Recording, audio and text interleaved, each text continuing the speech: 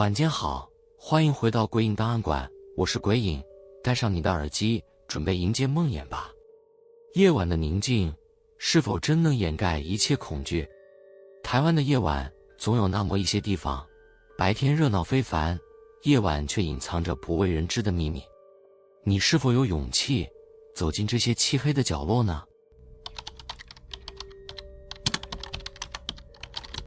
深夜的缆车站，除了值班人员的脚步声和机械的运作音，几乎一片寂静。猫空缆车是白天台北热门的观光景点之一，特别是在晴天的午后，游客们排着队，期待乘坐这辆缆车，欣赏城市与山林交织的美景。然而，当太阳下山，夜幕低垂，这里的一切变得截然不同。我当时是缆车站的夜班维护人员之一。值班的工作并不复杂，主要是确认缆车的运行状况，检查是否有缆车需要维修，然后在清晨的第一班客人到来之前，将缆车一一收回到站内。那天的值班和平常没什么两样，但到了午夜过后，一切开始变得诡异起来。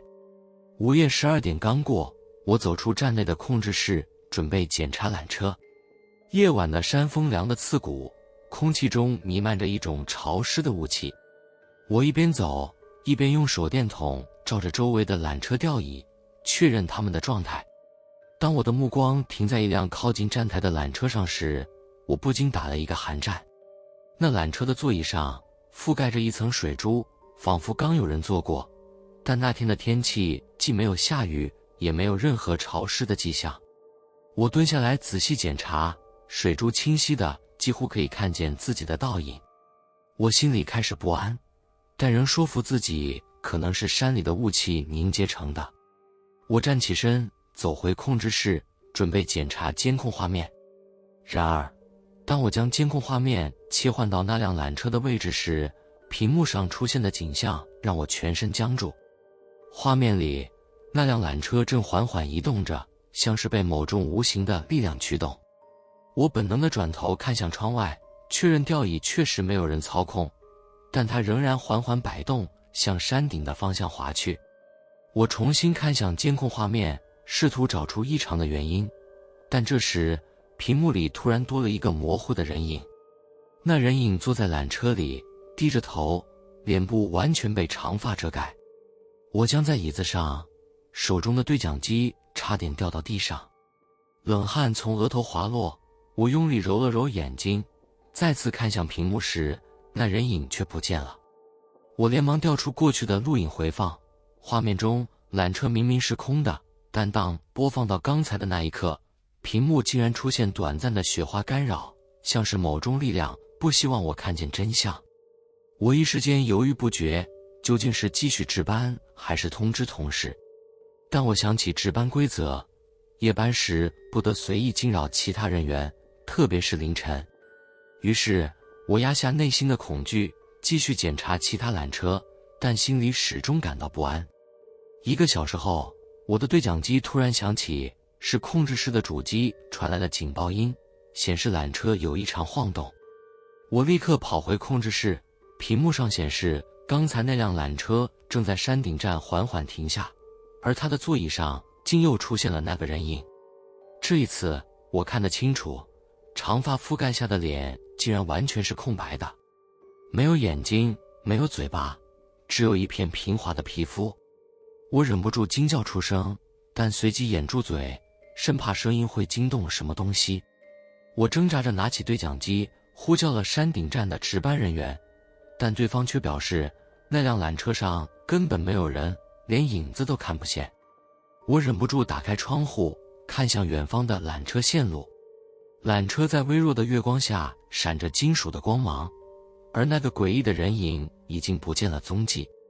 风突然变大，吹得缆车线路发出低沉的哀鸣声，像是在诉说着某种隐藏的故事。那一夜，我硬是撑到了天亮。等到早班的同事来接班时，我将这件事告诉了他们。他们的反应却是面面相觑，然后沉默不语。后来，一位资深员工拉着我到角落，低声告诉我，这种情况其实早就发生过，只是大家心照不宣地选择忽视。他说，在猫空缆车的施工期间，曾有一名工人在夜间巡视时不幸失足，坠落山谷，尸体几天后才被找到。而在缆车正式营运后，夜班值班人员偶尔会目击到奇怪的现象，比如缆车里出现人影，座椅上有莫名的水珠，甚至有人听到耳边传来低语，但当回头时却什么都没有。那之后，每次值夜班，我的心里都忐忑不安。即使没有再遇到那样的情况，但那个无脸的人影始终盘旋在我的脑海里，让我无法释怀。直到我离开这份工作，那晚的经历仍像一道难以抹去的阴影，深深地刻在我的记忆里。这是真实的故事，是真正发生在猫空缆车夜班里的都市传说，而我永远不想再回到那个地方，去面对那片静谧的夜色下隐藏的恐怖。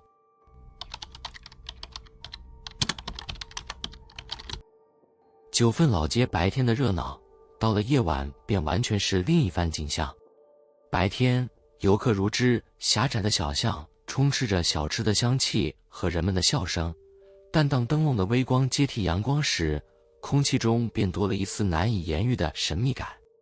阿明是一个来自外地的背包客，平日繁忙的工作让他只能趁假日来到这片知名的山城。那天他抵达九份时已经接近深夜，老街上的游客几乎散尽，只剩下几盏昏黄的灯笼微微晃动着。他背着背包走在石板路上，空荡的街道让他的脚步声显得格外响亮。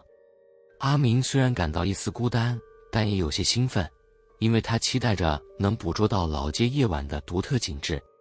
他举起手机，不断拍摄着街道和灯笼，却总觉得照片里少了什么。他渴望拍到一些更有故事感的画面。就在这时，他注意到前方的一家茶馆亮着灯，门口站着一个穿着旗袍的女子。女子身姿挺拔，灯光将她的身影投射在地上，显得格外寂静而有吸引力。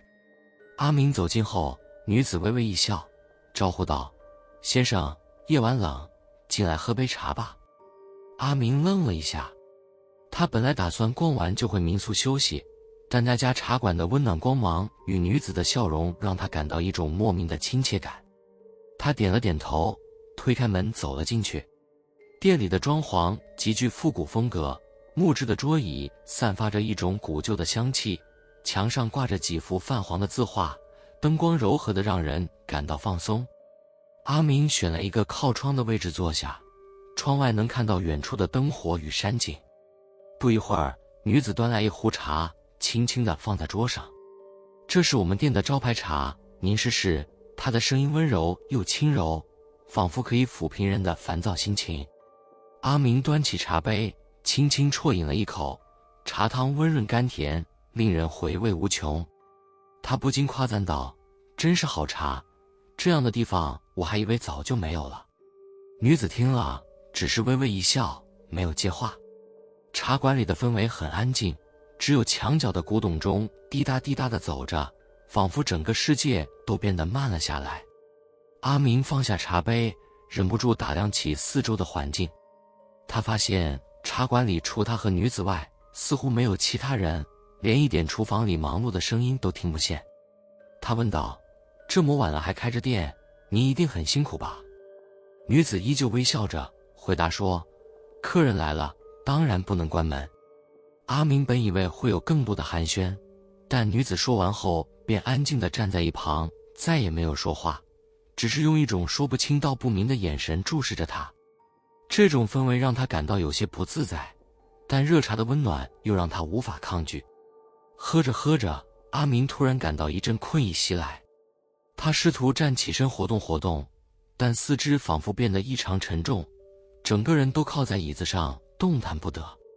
女子看见他的模样，缓缓走到他面前，低头看着他，脸上的微笑此时竟变得有些诡异。“你累了，就在这里休息一会儿吧。”女子的声音低沉下来，带着一丝不容抗拒的意味。阿明想要回应，但嗓子像被堵住了一样，发不出一点声音。他眼前的视线开始模糊，只能隐约看见女子的身影越来越靠近，直到最后，他完全失去了知觉。当他再次醒来时，已经是清晨。他发现自己躺在山路旁，周围笼罩着浓雾，微微的晨光透过雾气洒在地上。他茫然地坐起身，环顾四周，发现自己所处的位置离老街还有一段距离。他试图回忆昨晚发生的事情，但脑海中只剩下一片空白，唯一清晰的记忆就是那女子的微笑。阿明拍了拍身上的灰尘，跌跌撞撞地走回老街，正好遇到一家早餐店的老板。他将昨晚的经历简单描述了一番，问那家茶馆的位置。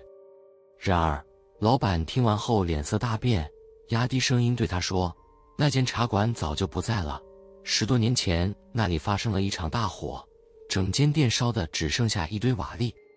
当时的老板娘因为逃不出来，也葬身火海了。阿明一听，后背顿时一阵凉意。他坚持说自己确实进去过，还喝了茶，见到了老板娘。但老板摇了摇头，说，我不是第一个听到这样故事的人了。很多外地来的游客都说深夜看到那家茶馆开着，但没有人能说清楚为什么。此后，阿明再也不敢单独在九份老街逗留。他将这次经历告诉朋友，却没有人愿意相信，认为他只是太累，出现了幻觉。但他知道，那晚的一切都是真实的。每当他回想起那女子微笑的面容与茶香四溢的店内氛围，他都忍不住心头一颤，因为他清楚地记得那壶茶的杯子碎片，直到今天仍然躺在他的背包里，上面残留着一丝焦黑的痕迹。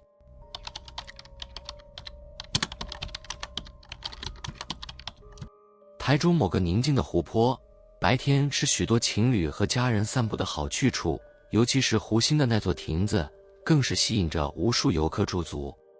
然而，当夜晚降临，这个美丽的地方便染上了一层诡异的气息。尤其是那些对这个地方不够了解的人，很可能会因为一时的好奇，亲身经历那不该发生的鬼事。我叫阿伟，是一个爱好夜跑的年轻人。当时我还在台中工作，日常生活单调乏味。为了找寻一些不同的刺激，我养成了深夜跑步的习惯，尤其是选择那些白天游人如织，夜晚却几乎没有人经过的地方。那个湖泊正是我的跑步路线之一。那晚天气微冷，月亮挂在天空，湖面泛着粼粼的荧光。我一个人沿着湖边的步道慢跑，耳机里放着轻快的音乐，微风拂面，让我感到心情格外放松。大约跑到湖的一侧时，我隐约看见湖心亭里有个红色的影子在晃动。那座亭子白天总是挤满了拍照的游客，但这么晚了，居然还有人。我放慢脚步，仔细地看了过去，那红色的影子明显是一个人，站在亭子的正中央，低着头，仿佛在注视着地面。我好奇心起，便打开手机的手电筒，向着亭子照了过去，但灯光似乎没有触及到那人，反而像是被一层薄雾挡住了。这让我感到有些奇怪。这么晚了，还在亭子里，我自言自语，心里有些不安，却又压下恐惧，决定靠近看看。走上湖心的木桥，四周越发安静，连昆虫的叫声都没有，只剩下水波轻轻拍打桥柱的声音。我越靠近亭子，那红色的身影就越清晰。我能确定，那是一个穿着红衣的女子，头发披散，站在亭子的中央，一动不动。我停下脚步，站在距离亭子几米外的地方，用手电筒再次照了过去。这一次，灯光照亮了她的背影，但奇怪的是，她的影子并没有投射到地上。湖心亭的木地板光滑而干净，可她的脚下空无一物，就像她根本不存在。我心里猛地一跳，感觉脊背发凉。小姐，这么晚了，很危险，你需要帮忙吗？我压低声音喊了一句，心里却祈祷着她不要回答。然而，她竟然真的动了。她慢慢地转过身来，动作僵硬，仿佛被某种力量控制着。当她的脸完全面向我的时候，我的手电筒险些掉到地上，那根本不是一张人的脸。他的脸一片模糊，没有五官，像是一块红色布料覆盖着空洞的头颅。最恐怖的是，他没有嘴，却发出了低沉的笑声，声音直接钻进我的耳朵，带着一种说不出的寒意。我完全被这一幕吓傻了，双腿像被钉在地上，怎么也动不了。那红衣女子慢慢地向我飘来，对，就是飘。她的脚根本没有碰到地板，整个身体像是悬浮在半空中，像是幽灵般接近。我浑身冷汗直冒，连呼吸都变得困难。跑啊，跑啊！脑海里不断有个声音在催促着我。我终于回过神来，拔腿就往回跑。耳机里的音乐不知道什么时候停了，取而代之的是那低沉的笑声，仿佛一直在我耳边响起。我不敢回头，拼命往湖边跑去，直到回到有路灯的地方，才停下来喘气。回头看向湖心亭，红衣女子的身影已经消失了。我满头大汗，双腿像灌了铅似的，一边喘息，一边努力让自己冷静下来。可当我低头准备检查自己的手机时，才发现屏幕上多了一张照片，正是那红衣女子站在亭子里的背影。而且照片上，她的头似乎微微转向我，虽然依旧看不到脸，但我感觉她是在看着我。当晚，我强忍着恐惧回到家，但无法入睡。第二天，我将这件事告诉了一位当地的朋友。他听完后脸色变得很难看，问我：你真的看见了红衣女子？我点了点头，将手机上的照片给他看，但奇怪的是，那张照片竟然不见了，取而代之的是一片模糊的黑色。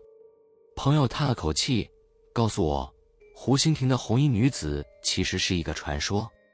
据说，几年前有一名女子在那个湖心亭里被人杀害，凶手一直没有被找到，而她的尸体也是第二天清晨才被发现的。自那之后，便陆续有夜行的人声称看见红衣女子站在亭子里，有些人甚至听到她发出低笑声。但凡接近她的人，往往都会发生一些奇怪的事情。幸好你跑得快，要不然，朋友欲言又止，但他的表情说明了一切。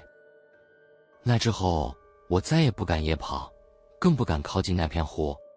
即使白天经过，我也会刻意避开湖心亭的方向。然而，每当我想起那晚的经历，尤其是那低沉的笑声，依旧让我不寒而栗。这段故事成了我生命中永远挥之不去的阴影，也成了我对那座湖泊敬而远之的理由。